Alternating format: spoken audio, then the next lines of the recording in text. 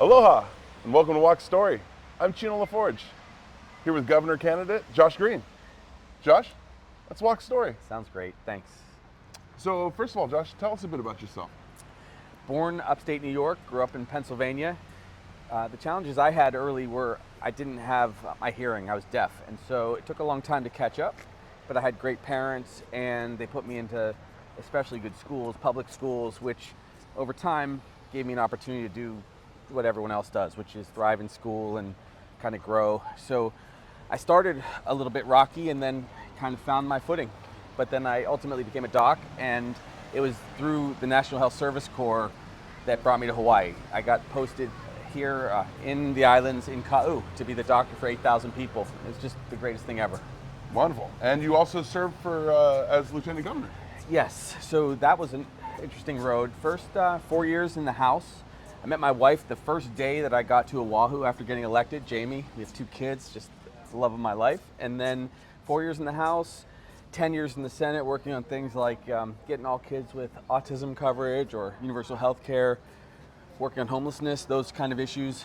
But found my way to the lieutenant governorship, which is not historically the be-all, end-all position, but I tried to make it something. And then, of course, COVID came, and I became the point person for the COVID response, which, though rough at times, I'm just really grateful to all the healthcare heroes, because we were able to keep COVID lowest in the country for the rate of cases and lowest for the mortality rate, which meant that our people survived. So it gave me purpose as lieutenant governor and a lot of experience.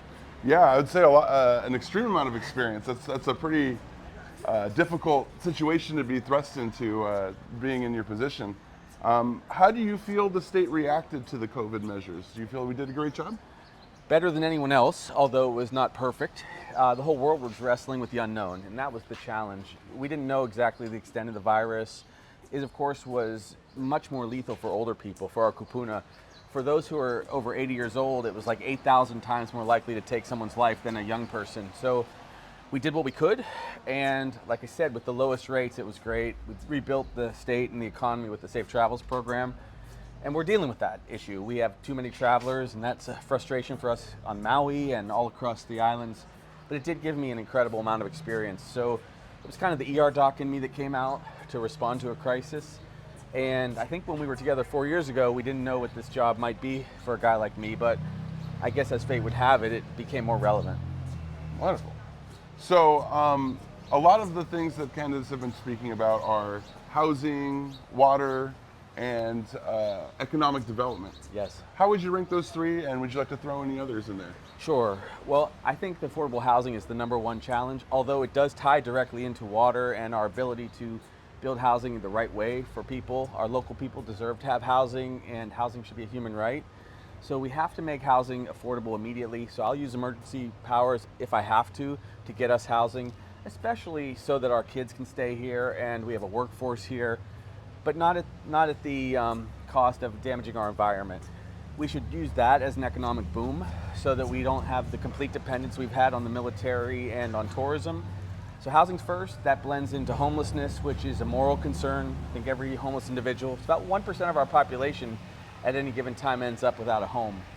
It's just too much, especially if it's children. So we deal with that.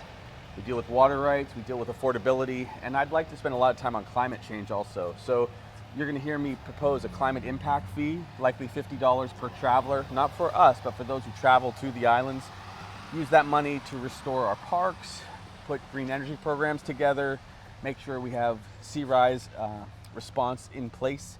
So when we lose roads or properties, we can actually take care of the climate. And then there are going to be climate refugees, which we should probably be ready to care for when they come to our islands. So there's a lot to do, but Jamie and I are really excited to do it. Wonderful. It sounds like you have a great team in place too.